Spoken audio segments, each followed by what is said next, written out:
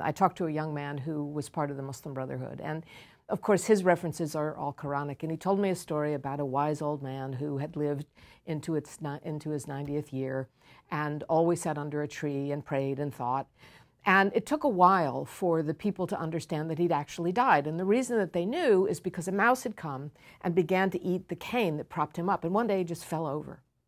And he used this example to tell me about the Mubarak regime, that it was already dead.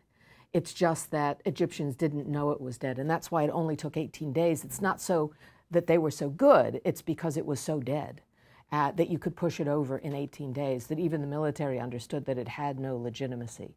Why now? Because it had been dead for a while.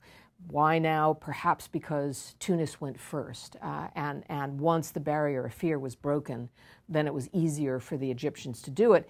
And why the rest? Because Egypt matters. Egypt is the driver of culture in the Middle East. It's kind of been asleep for 30 years, but once it woke up, then, it got a propulsion. But there's all kinds of little reasons. For example, when Tunisia started, there is a whole movement of social media activists in Saudi Arabia, and they felt that their job in life at that moment was to retweet everything that was coming out of Tunisia.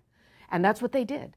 They stayed up night and day to do it. There were bloggers who worked night and day to get that information out. And so there was like this rolling bit of energy that was moving through the Middle East. So once it started, it was really hard to stop it.